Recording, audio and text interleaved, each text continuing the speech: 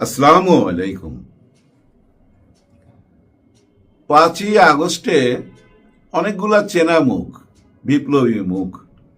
এর মধ্যে একটা মেয়ের মুখ আপনারা সবাই দেখছেন, সৌরভীকে। কয়েকদিন আগে দেখলাম মাঝরাতে সৌরভীর ঘরে পুলিশ।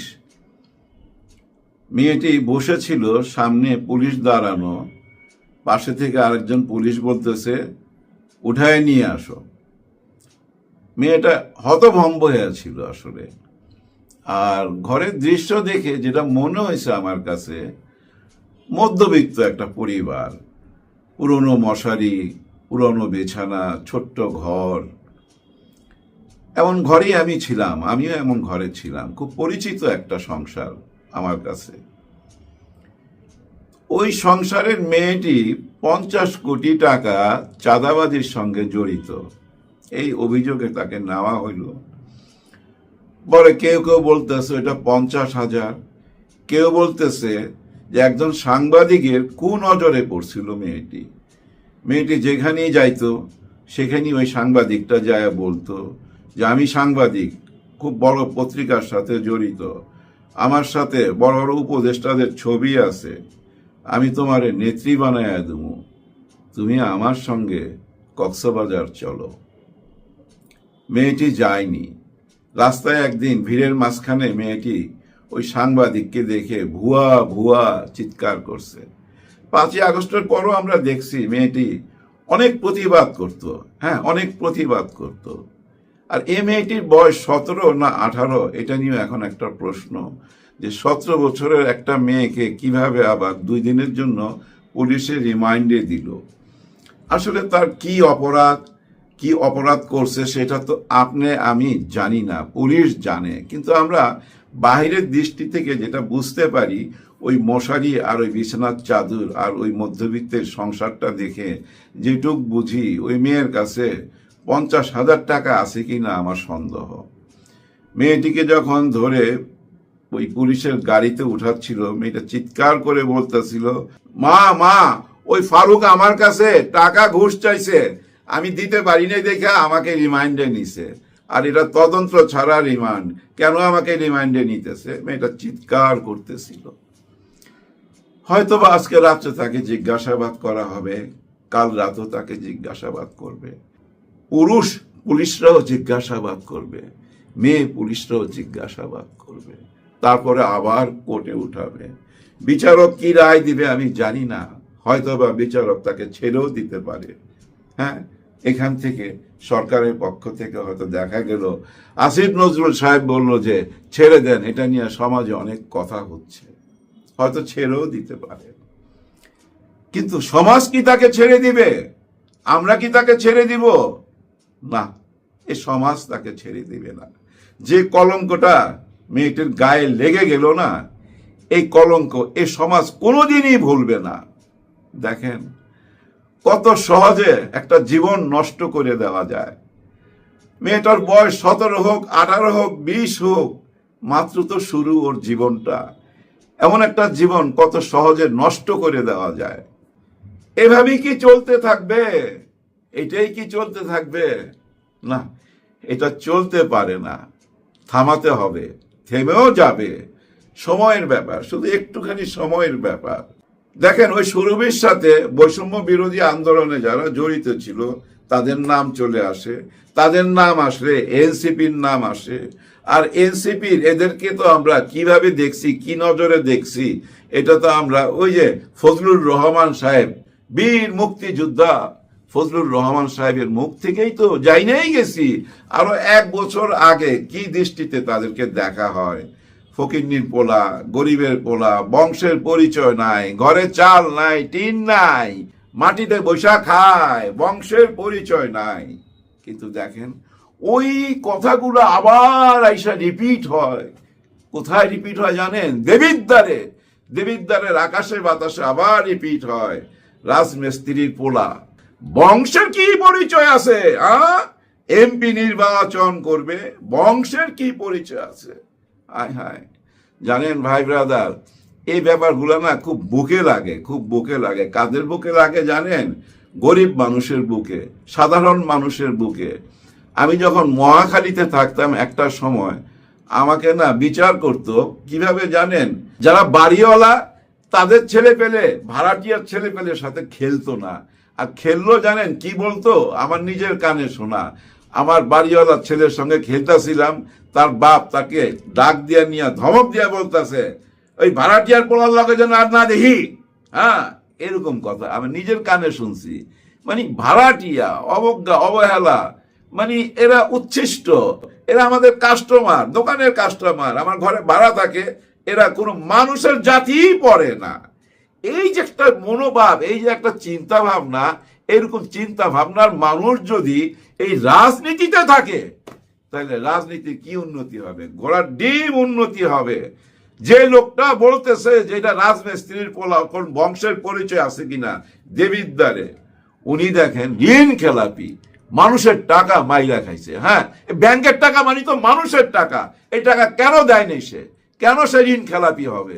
সব মানুষ কোনোদিন ঋণ খেলাপি হয় নাকি? অথচ দেখেন মঞ্চে দাঁড়ায় কি চিৎকার কইরা, কি অহংকার নিয়ে বলে কি বংশের পরিচয় আছে, রাজমিস্ত্রির পোলা, আবার এমপি হইতে চায়। এ হচ্ছে আমাদের মন মানসিকতার অবস্থা। সংস্কার তো এই জায়গাটাই হইতে হবে, হয় নাই। এই সংস্কার আপনি হুট করে পাবেন না ভাই। আরেকটা বংশ মানে নেক্সট জেনারেশন লাগবে। নেক্সট জেনারেশনে এই সংস্কারটা হয়তো চলে আসবে, এখনো আমাদের মধ্যে আসে নাই। আসলে তো আমরা এই ধরনের কথা বলতাম না। দেখেন ভাই ব্রাদার, এই এনসিপি নিয়ে অনেকে অনেক দৃষ্টিতে দেখে, কিন্তু ডাক্তার ইউনূস স্যার কিন্তু এনসিপি কে খুবই গুরুত্ব দেয়।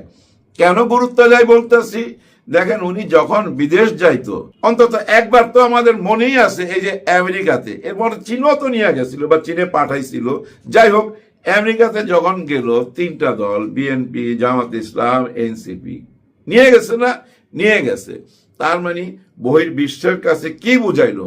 বাংলাদেশে তিনটা দল আছে, এরা আগামীতে নির্বাচন করবে, এটাই তো বুঝাইছে। বাংলাদেশের ভিতরে এনসিপির মূল্য আমরা নাও দিতে পারি, আমরা অনেকে অনেক অবহেলা করতে পারি, অবজ্ঞা করতে পারি, কিন্তু ভাই বহির্বিশ্বে এর অনেক মূল্য। কারণ তারাই জুলাই বিপ্লব ঘটাইছিল, এরাই জেএনজি, এরাই ভাই এই বর্তমান পৃথিবীকে এরাই নেতৃত্ব দিবে, আগামী পৃথিবীকে এরাই নেতৃত্ব দিবে। দেখেন ভাই ব্রাদার, আমাদের দেশে বহু বর্ষিয়ান নেতা আছে, 70-80 বছর যাবৎ রাজনীতি করতেছে, কিন্তু এই যে ইয়াং জেনারেশন, বহির্বিশ্বের ইয়াং জেনারেশন, ওরা কি চিনে? চিনে না। ওরা কাদেরকে চিনে? এই জেএনজি চিনে আমাদের এনসিপি, নাহিদ ইসলামকে, হাসনাত আব্দুল্লাহকে, সার্জিসকে, পাটোয়ারিকে, এদেরকেই চিনে ভাই। হ্যাঁ, এই এনসিপি গঠন হওয়ার পর বেশ কিছুটা সময় নষ্ট করে ফেলছে একটা অভিযানে। ওর একটা অভিযানের নাম ছিল, সেটা কি অভিযান জানেন? এই যে কিছুদিন যাবৎ, প্রায় 1 বছর যাবৎ চা বিস্কিট খাওয়া হয়েছে না? এই যে গত 1 বছর যাবৎ চা বিস্কিট খাওয়া হচ্ছিল, বারবার সবাই বসতেছিল, আর ওই যে note of dissent, note of dissent দিয়ে যাচ্ছিল। যে যে ব্যাপারগুলোতে নোট অফ ডিসেন্ট দেওয়া আছে, ওর মধ্যে সবচেয়ে উল্লেখযোগ্য কি জানেন? জুলাই গণ অভ্যুত্থানের স্বীকৃতি, আইনি বৈধতা, এইখানেও নোট অফ ডিসেন্ট দেওয়া আছে। এরকম অনেকগুলা জায়গায় নোট অফ ডিসেন্ট দেওয়া আছে। যেমন 3টা টার্গেট ছিল: বিচার, বিডিআর হত্যার বিচার, জুলাই গণ অভ্যুত্থানের বিচার, শাপলা চত্বরের বিচার, এই বিচারটা হইতেই হবে। আরেকটা কি? সংস্কার। আরেকটা কি? আমাদের একটা সুষ্ঠু নির্বাচন। এই 3টা জিনিসই তো নির্বাচনে চলে আসছি, বিচারও আরম্ভ হয়েছে। বিচার শুধু আরম্ভ হয় না ভাই, কিছু রায়ও তো আমরা দেখতে পাইছি, ভবিষ্যতে আরো দেখতে পাবো। গুম হত্যা কমিশন দেখেন পূর্ণ তদন্ত রিপোর্ট দিয়ে দিছে, অলরেডি জমা দিছে ভাই, বিচার হবে, এটা নিয়ে কোনো চিন্তা নাই। সিস্টেমের মধ্যে তো ফেলা দিছে, ওই সিস্টেমের মধ্যে সবাইকে আসতে হবে।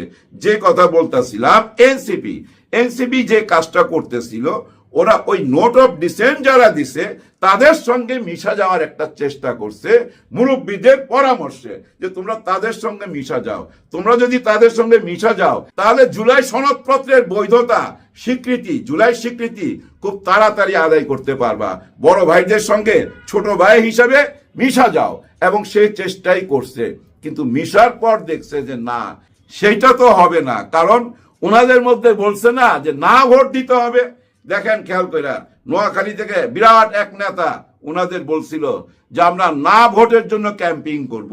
তার মানে ওনারা জুলাই সনদপত্রের উপরে যে নোট অফ ডিসেন্ট দিয়ে রাখছে ওইটার পক্ষে ক্যাম্পিং করবে।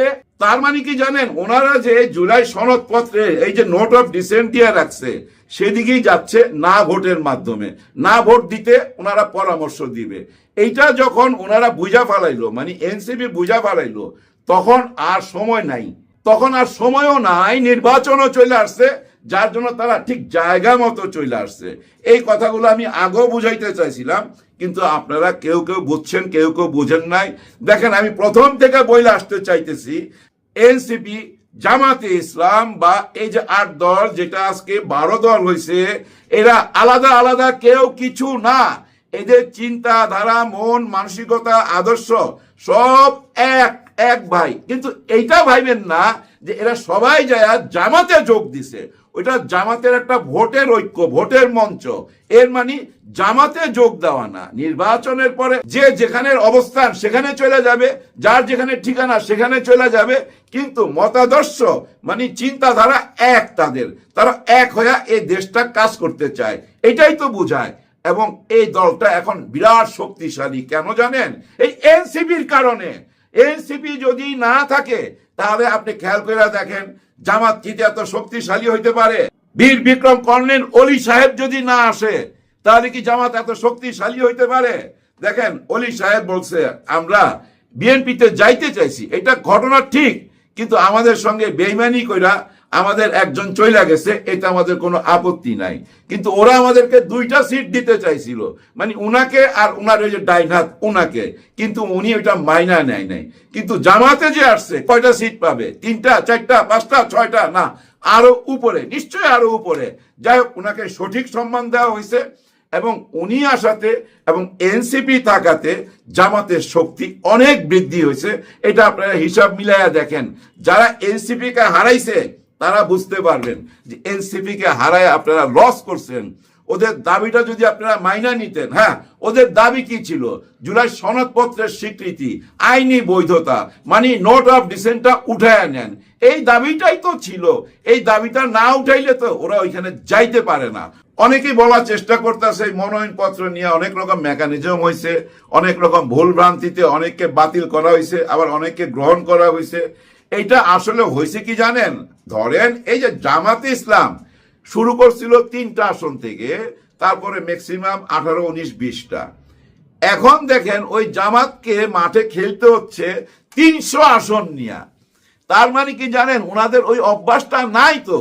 দেখেন, যে প্রথম প্রথম বিয়ে করতে যায় তার অনেক অভিজ্ঞতাই থাকে না, অনেক রকম ভুল ভ্রান্তি হয়, বিয়ের মাধ্যমে সব বুঝা ফেলায় যে বিয়েটা কিভাবে করতে হয়। ঠিক ওই লোকটা যদি আবার দ্বিতীয়বার বিয়ে করে তাহলে কি তার কোনো ভুল ভাল হবে? না, প্রথম বিয়েতে বুঝা ফেলাইছে কেমনি বিয়ে করতে হয়।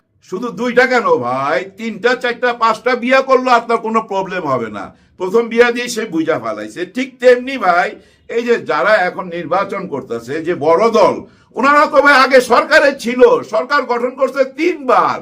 ওই বিয়ের মতো ভাই, ওনারা প্রথম যে ভুল করছিল ওই ভুলটা আজকে জামাত করতেছে, কিন্তু ওনাদের দ্বিতীয়বার, তৃতীয়বার আর ভুল হচ্ছে না, কারণ ওনারা জানে কিভাবে ফিল আপ করতে হয়, কিভাবে লিখতে হয়, যার জন্য হয়তো ওনাদের ভুল কম হয়েছে আর জামাতের বেশি ভুল হয়েছে, যেহেতু নতুন নতুন বিয়েতে গেছে। কিন্তু এইটা মনে রাখেন, এই ভুল কোনো ভুল না, এগুলো আবার সংশোধন করা হবে, আইনের আশ্রয় নিতে পারবে, উচ্চ আদালতে যাইতে পারবে, সবাই নির্বাচন করতে পারবে। হয়তো 2, 4, 5 জন বাতিল হইতে পারে, হাতে গোনা কয়েকজন বাতিল হবে, এর বেশি না। এর 2, 4 দিনের মধ্যেই দেখবেন সব কিছু ঠিক হয়ে যাবে। কিন্তু